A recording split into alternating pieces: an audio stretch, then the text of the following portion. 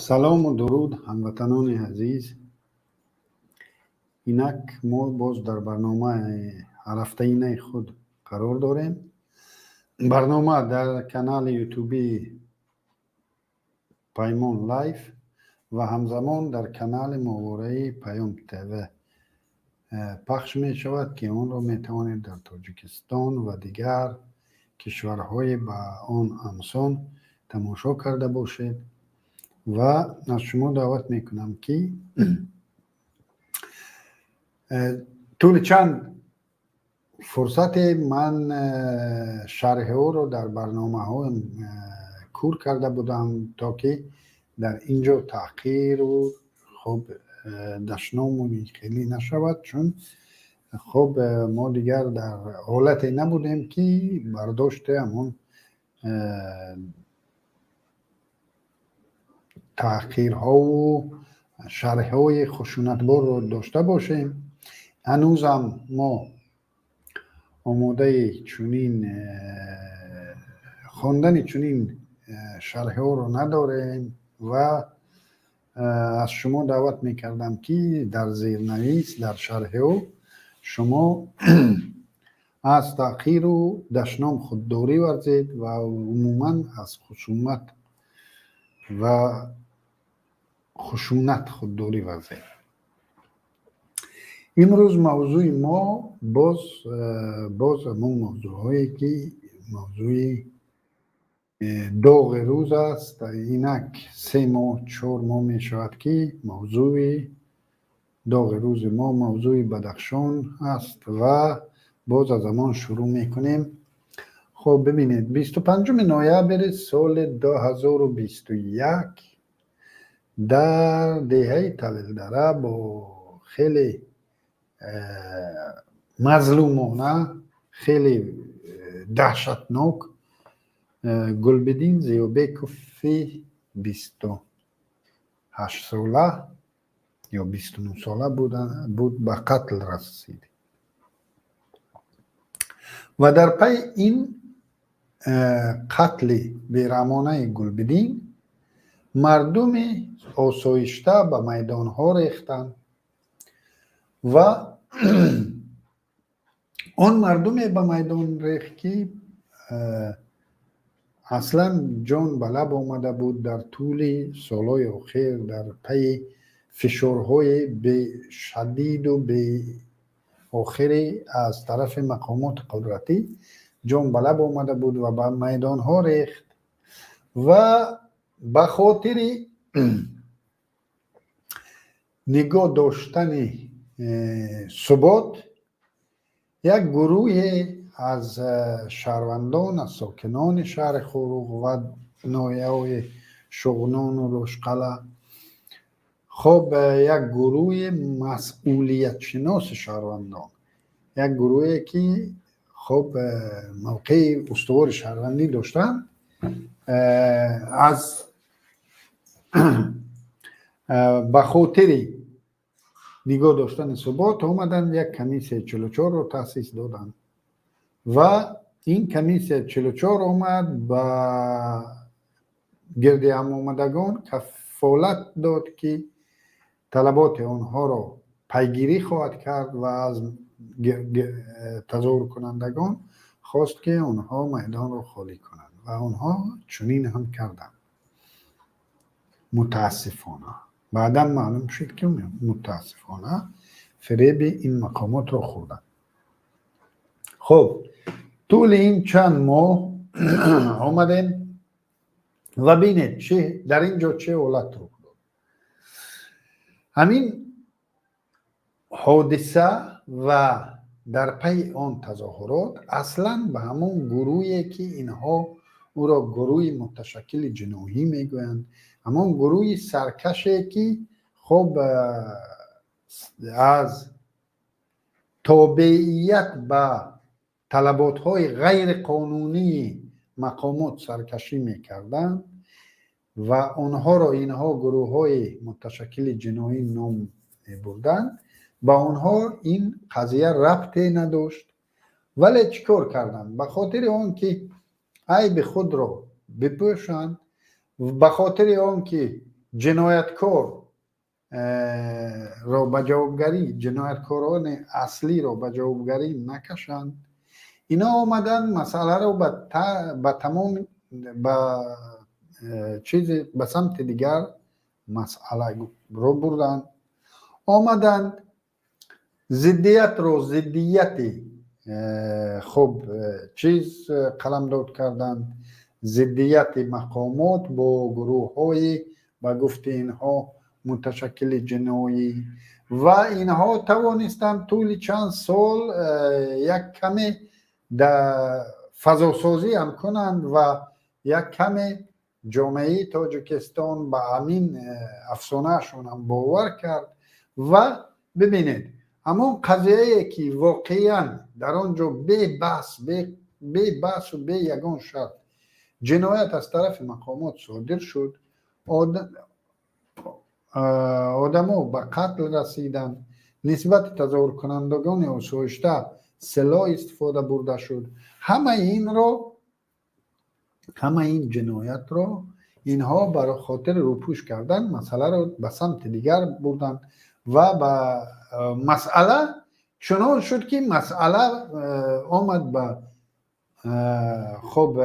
گروه های به گفت اینها متشکل جنایی و مسئله مشخصا به سمت محمد باقر خدا رحمتش کند آورده شد و اینها مسئله را چنان ماهرانه عوض کردن به یک سمت دیگر که دیگر مردم آمد از قضیه گلبدین دیگر به خاطر فراموشی انداخته شد و مردم آمد از موقع دفاعی از خود که اصلا یگان عیب نداشت در آن قضیه، یگان جرمی نکرده بود، آمد از موقع دفاعی چیز کرد،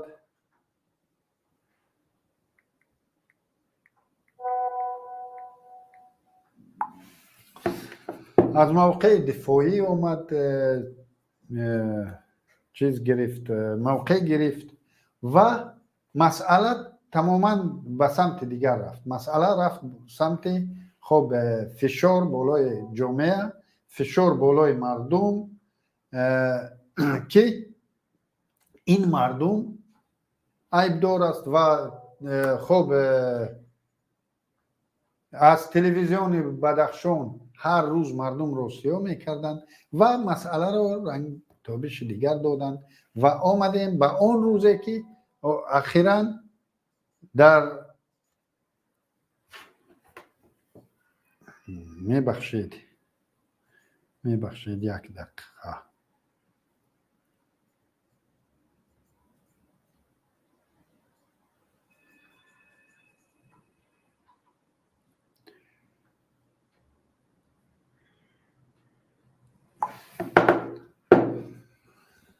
آمدن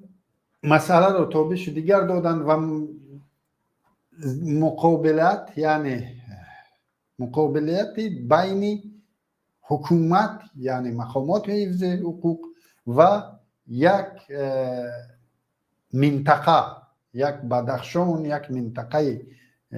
خب به گفت اینها جنایت پیشه، به این ضدیت آوردن و مردم آمد دیگر از پی آن شد که خب این مسئله را به طور مصالحت آمیز حل کنند و یعنی مسئله اساسی، مسئله قتل گلبدین ضیابکوف، مسئله تدقیق این قتل، مسئله تفتیشات نسبت اون دستاندرکاران همین قتل و سبب های این، یعنی اون مسئله اساسی که در گرد آن تمام مسئله، تمام ضدیت در گرد آن بود، اون رو در یک سو گذاشتن و آوردن مسئله رو تابش دیگر دادن و امروز آمدیم اخیراً روی خط 31 نفر شهید شدگان در ناحیه روشان رو در دست دارم، ولی برای معین ساختن یعنی انیق ساختن اون هنوز آماده نیستیم که اون رو نشر کنیم، چون شاید اونجا تعداد بیشتر باشد و دلیل های بیشتر میخواهد. یعنی 31 نفر تصدیق شده قربانی در ناحیه روشان است و با گفت اینها 1 نفر از مقامات 32 نفر میشن تلفات جانی در روشان. 100 و چند نفر بازداشت شده و آمدن به خاروق. در خاروق یکم قربانی که در همین تظاهرات ها شد یکی از جوانان در خاروق بود و بر علاوه بر آن عمل تروریستی نسبت خب محمد باقر انجام داده شد. محمد باقر نیز به شهادت رسید و اخیراً 2 نفر دیگر خرسند مزاروف و زایر رجبوف هم به شهادت رسیدند و در عموم تصدیق شده تا به همین روز روی خط عمومی تصدیق یافته شهدای تمام واقعه به 35 نفر میرسد و اینا اومدن خب تمام همه همین درگیری، تمام همه همین سببی یک سبب داشت. سببی که یک پروکورور در ناحیه روشقلعه از وظیفه خود سوء استفاده کرد و آمدیم به همین. ببینید در قضیه دلیر یک پروکورور باز سوء استفاده از منصب آمد دلیر رو لط کرد، لط و کوب کرد، یعنی شکنجه کرد دلیر امام علی رو و واکنش جامعه مدنی شد، واکنش روزنامه‌نگاران شد، جامعه روزنامه‌نگاری شد در مقابل این قانونشکنی و همین خب خودسری پروکورور باعث شد که قضیه دلیر امام علی خب قضیه داغ شود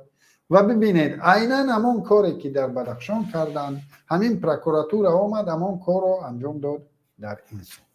آمدن در دلیر رو همراه با عبدالله غربتی بازداشت کردن و آوردن نسبت دلیر حیب اعلام کردن و در داخل اون حیب شاید عیبه هم باشد، شاید همون عیبه که خب صاحبکاری غیر قانونی یا نمیدونم چی، یعنی از یوتیوب شاید درآمد گرفته باشد و از انداز اون رو پنهان کرده باشد و علاوه بر آن چند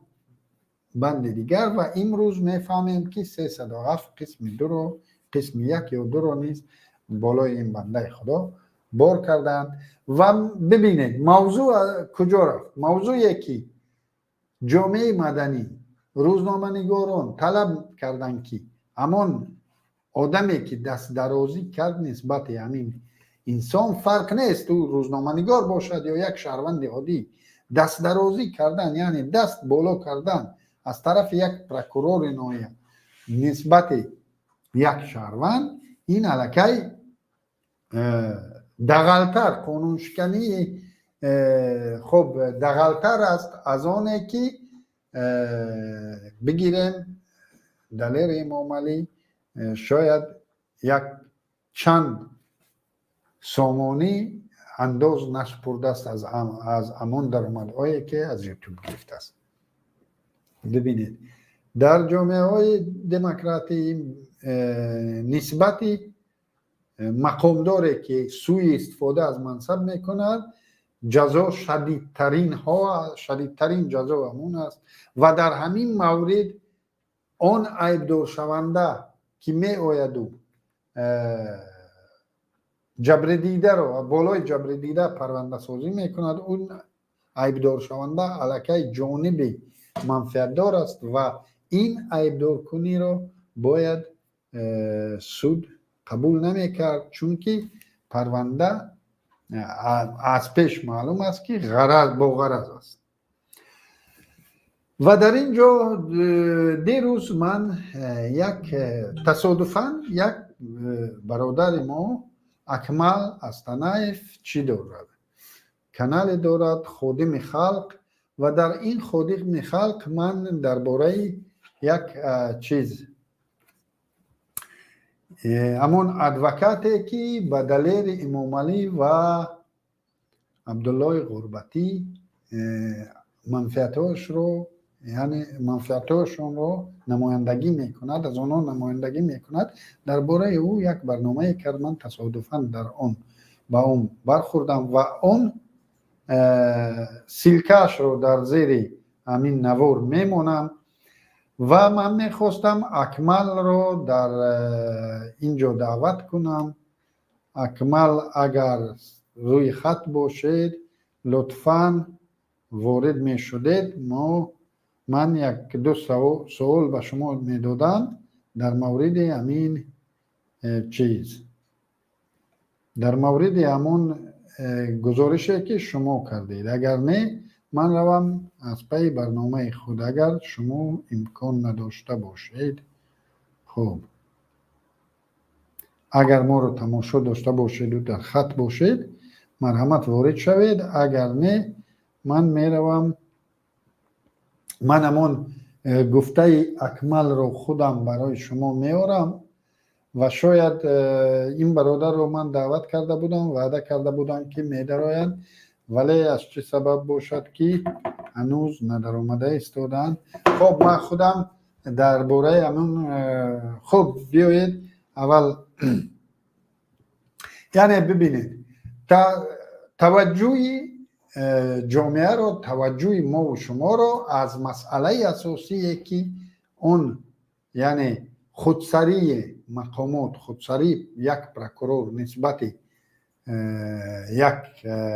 روزنامه‌نگار و دست درازی کردن به روزنامه‌نگار و به گفت شته زدن یک روزنامه‌نگار، جامعه مدنی و روزنامه‌نگاران واکنش کردند و طلب کردند که این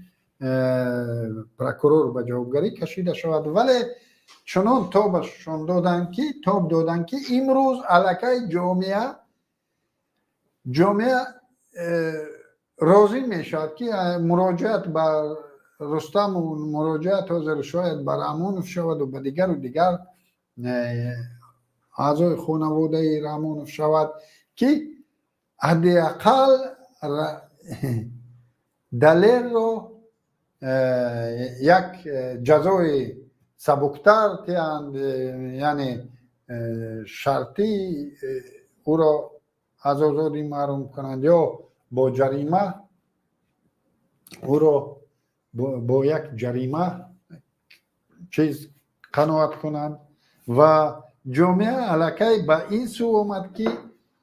بیاید ما حداقل همین برادران را حداقل زندان نشوند. یعنی ببینید اون حقی که ما داشتیم، حقی که شهروندان داشتن طلب کردن از مقامات که همون پروکوروری که همین خیلی قانونشکنی کرد باید به جوابگری کشیده شود، ما باید هنوز هم همون طلب را میکردیم،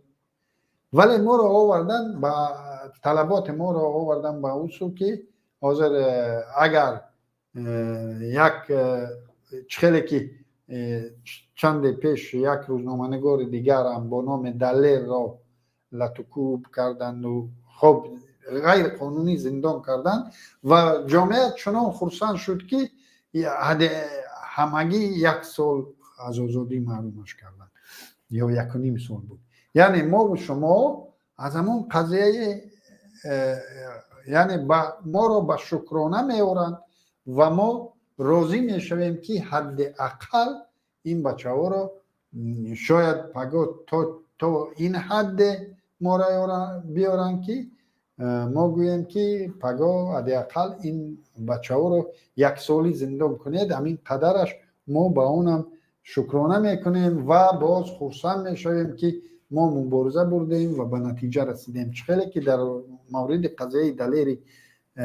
پیشتره همین خیل بود، یعنی ما اون جامعه که مبارزه به خاطر دلیر بود خیلی خرسند از اون شد که دلیر همگی 1 سال و چند ماه گرفت. حاضر هم ما آمدیم همون حقی که ما داشتیم، همون ناحقی که نسبت ما شد، نسبت ما فرق نیست، برای من فرق نیست روزنامه‌نگار است یا یک شهروند دیگر. من همین چند روز ایرانم، حاضر بسیار برادران روزنامه‌نگار ما در چیز خود، در صفحه خود سیاه میمونند، صورت سیاه، نخواد که همین 3 ماهی که مردم بدخشان رو قتل عام میکردن او آنقدر غم‌انگیز نبود. بله بسیار باز تکرار میکنم که همین مناسبت نسبت دلیر، مناسبت نسبت مردم بدخشان، مناسبت نسبت یک شهروند دیگری که غیر قانونی نسبت او یعنی ناعدالتی انجام می شود، او من او را نسبت خود یعنی یک تحقیر حساب میکنم و همین قضیه دلیر هم که برای خودم او رو تحقیر می حسابم و برای همین من گفته ایستادم که حق ما یعنی نسبت ما این اون به قانونی نسبت من و شما شد، نسبت همه ما، همون شطر و ما و شما همه کسا خوردیم، او رو دلیر نخورد و ما آمدیم طلب باید میکردیم تا به همین روز باید طلبمان همین باشد که همون پروکورورچه باید جزا بگیرد. فرق نیست او دامادی که است، او فرزندی که است، فرق نیست. اگر سودیه سود، اگر رئیس سود اولی خودش عدالت سودی رو همین خیل فهمد، ما خیل بد در تاجیکستان. البته ما که یگان امید از همین مقامات تاجیکستان نه سودش نه پروکورورش نه پسرش نه پدرش داریم و نه در یگان مکتوب اونها امضا میمونیم. در اون مکتوبی که همه شما اون را جانبداری کردید و در تگش پلوس موندید، بنده یگان بار در عمرم در یگان مکتوبی که او به نام رحمانوف است، پسرش است، دخترش است، دامادش است، در عمرم امضا نگذاشتم و گذاشتنی هم نیستم. و ببینید انا برادرمون اکمل وارد شدن. اکمل جان سلام علیکم، خوش آمدید به برنامه. من درباره همون چیز شما گفتم، همون کشفیاتی که شما کردید در مورد ادوکات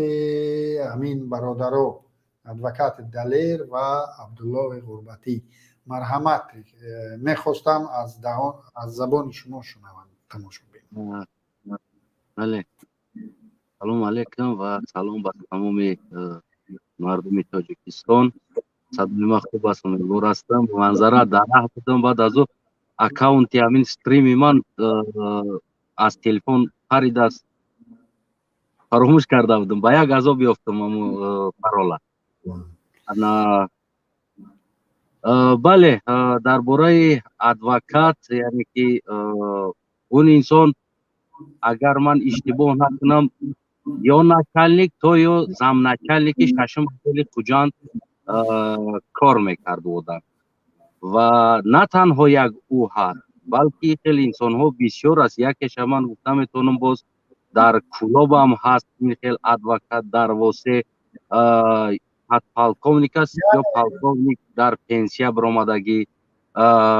ما هم یک کار قطعی رفتگی بدیم اوش کار تلفن شدگی انسانی کلان سال گوشاش وزمینتر تلفن آواز بلند کردگی بود از عدل با او دلا پیشنهاد کرده استودن که اینا مثال 3-4 اکاو دودر پدراش در روسیه هست رفیق پالکونیک اینا می دلا را بگیری لای زور میشوه حق ما را فراموش نکرد. در پیش ما صحبت کرده است. این خیلی انسانو زیاد هستند. اینو در حکومت یعنی منظورتان همین شریف عبدالرحمن یا چخیل است نامش، همین که حاضر منفعت همین برادرها رو دفاع میکند، این یک ادوکات نوبتدار خود مقامات است. بله بله اینا را پرویچنی نوبتدار میگن. اولین چیزی که من 100% باوری دارم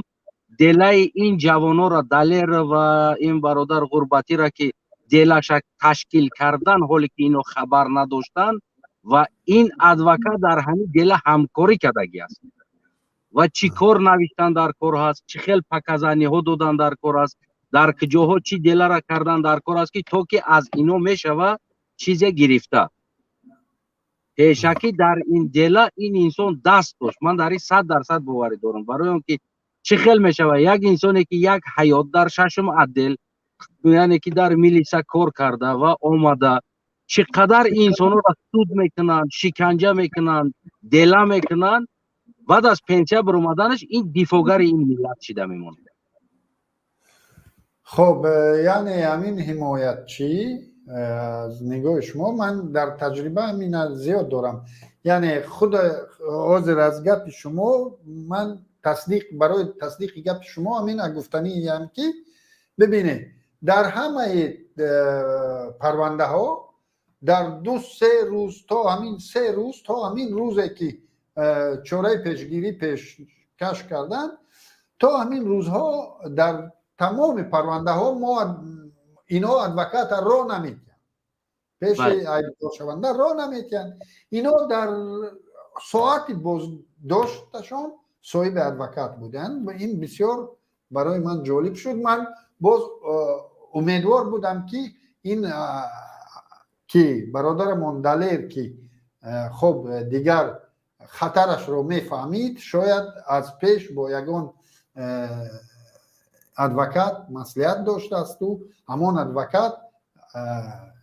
عاجلا آمده است و در پرونده وارد شده است. اکنون از گپ شما میفهمم که این از همان ادوکات های نوبتداری مقامات است که در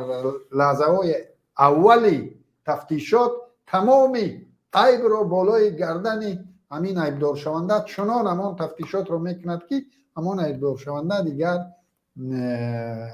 از چیز نبراید. بله خب. اینو حتی که همون پیشکی که در این جوانو دل آغاز میکنن یعنی این ادوکات حتی همکاری میکنن برای که این باید همین حالی دلیر در خونش بود یا که دلیر در دیگر جاها میگشت که تو که این دلای پیش آغاز شده هست یعنی که این نیست که دلیر قپیده باید آغاز کرده باشن دلره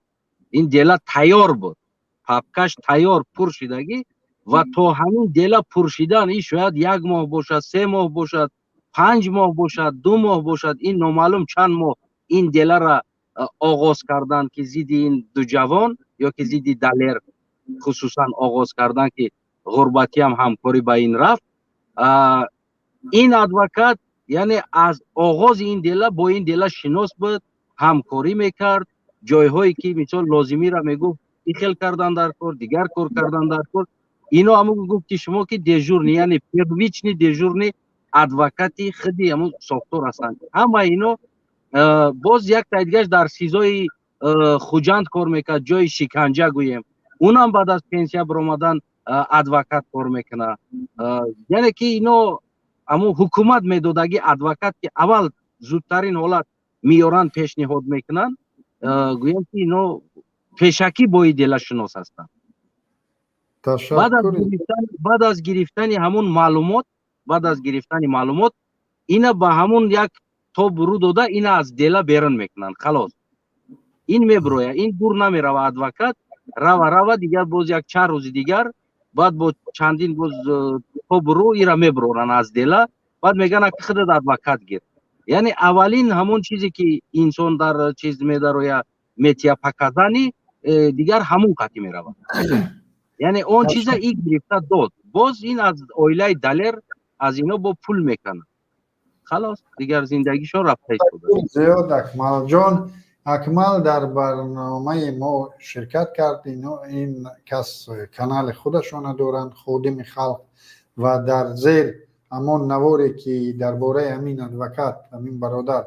نشر کرده بود در زیر مونده شما میتونید از اون تماشا برید و با کانالش ابونه شوید. تشکر اکمل جان از شرکتتون در برنامه. خب ببینید دوستان، خدا نگهدار. ببینید یگان دوستان، نه تمام. اگر خب یگان گفتنی داشته باشی مرحمت، یگان گفتنی داشته باشی مرحمت، اگر نه خیر خوش کنیم و من ادامه تیم چند دیگر لحظه دیگه. آخران گفتنی مامی است که این ملت گویم که یک بیزنسی شخصی یک گروه به نام حکومتدار شدگی است. یکیش میخپه، دیگرش به نام ادوکات میشوه، سیمش با اینا میفروشه گردونده به آیلش. یعنی که ملت یک تور شده است که از پدرش آورده به مادرش فروخته ایستادن فرزنده، یا از مادر گرفته به پدر فروخته ایستادن. یعنی ملت باید بیدار شوه، احساس کنند که اینا انسان هستند دیگر، اینا یگان تور نیستند که امنیتش بقپه، به نام ادوکاتش دفاع کنه، به نام سودش پول گرفته با برگردونده به پدر مادرش بتیه فرزندشه. ما که یگان صابون، یگان شامپون، یگان تور نیستیم که کدامی از کجا خواه گرفته آورده ما را فروشه. ما یک بیزنس شدگیم برای این سیستم، این حکومت نیست. ما همین را گفتنی هستم. آخرون سخنی ما تشکر برای دعوتتان. سلامت باشین. باز پیگیری میکنیم. بسیار بسیار تشکر از شما. خب این دوستان بینید در این قضیه و در دیگر قضیه ها هم همین خیلی برخورد است. یعنی اینها اولین پرونده که من در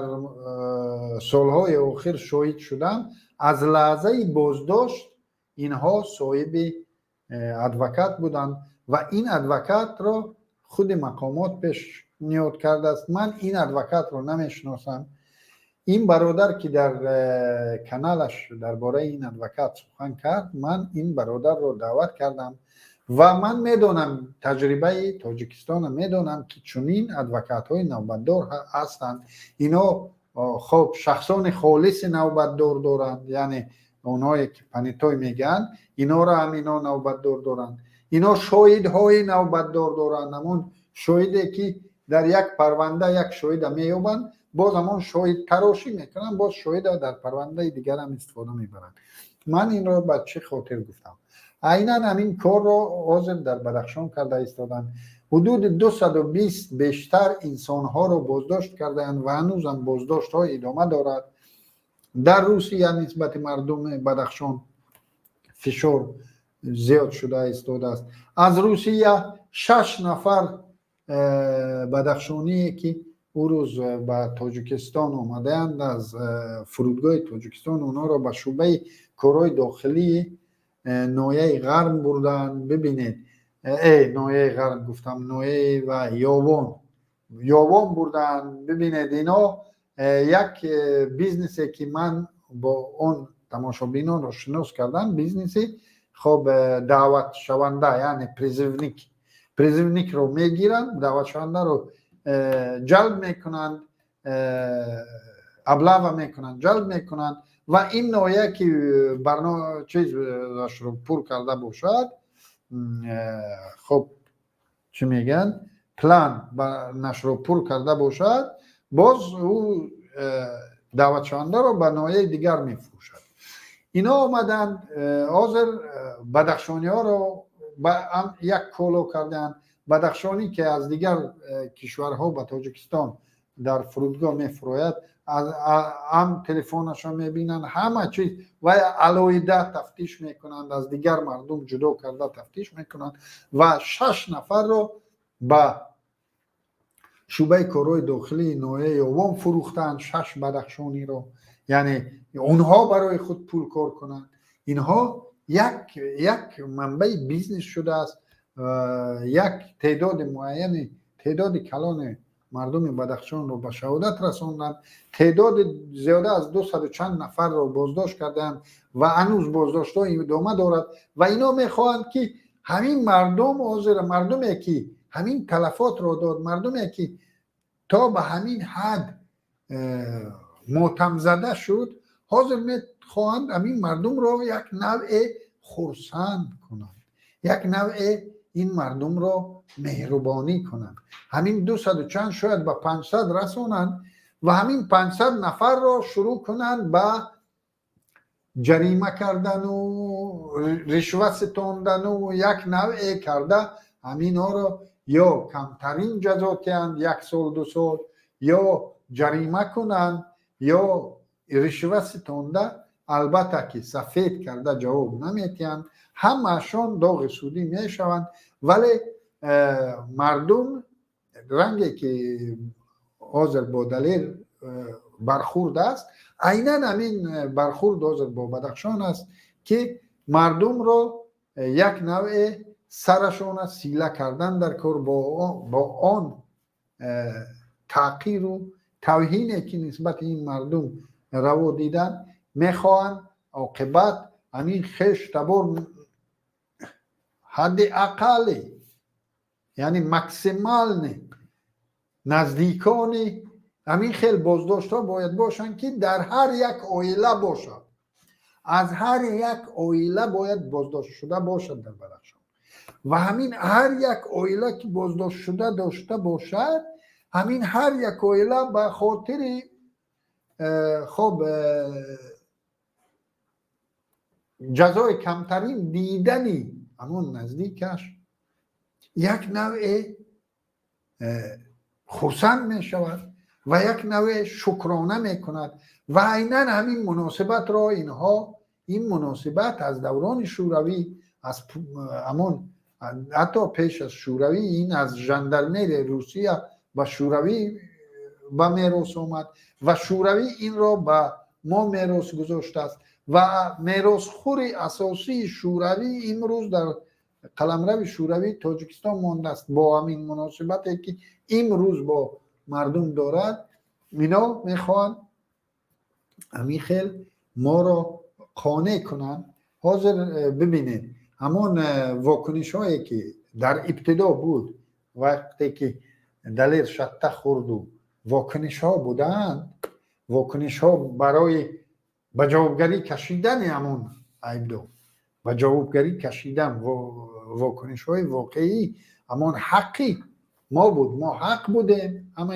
شما حق بودید که همون طلب را میکردید. لیکن امروز چیکار کردن؟ آوردن به این سو و شما را حاضر قانع میکنن که شما بیایید و خب شکرانه کنید که بدل 8 سال ندادند و 1 سال شرطی دادند، یا 8 سال زندان نبردند و 8 سال شرطی دادند و شما به این راضی خواهید بود. و همین خیلی دیگر نسبت اون 220 اینا میگند و اون خیلی بیشتر از 200 شد همین تعداد بازداشت شدگان در بدخشان و مقصد همه همین بازداشت شده ها از همین 220 اگر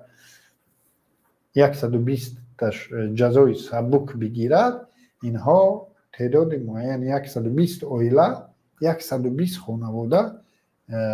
خب پگاه شکرانه میکنند و پگاه باز در واخوری های رحمان و رقص و بازی میکند. خب اگر من خواستم برادر جمشید یورف را دعوت کنم که وارد شود، دعوت کرده بودم، اگر وارد می شد از تجربه خود درباره همین ادوکاتی که حضور سخن کرد اکمل. خب من از همین معلوماتی که از اکمل گرفتیم، من از روزنامه نگاران و جامعه مدنی تاجیک خواهش میکردم که در همین قضیه دلیل خیلی زیرک باشند و همین اطلاعی که حضور همین برادر داد این رو سنجیدن در کار. اگر واقعا همین بنده خدا یک ادوکات کیسگی خب مقامات باشد، البته که این باعث خب شاید وزنین‌تر شدن پرونده این برادرها شود و ما باید با چنین چیز اجازه ندهیم. و خب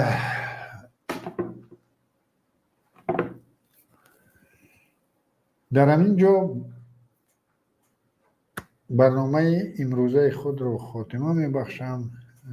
خدای او رو مددگار شما باشد.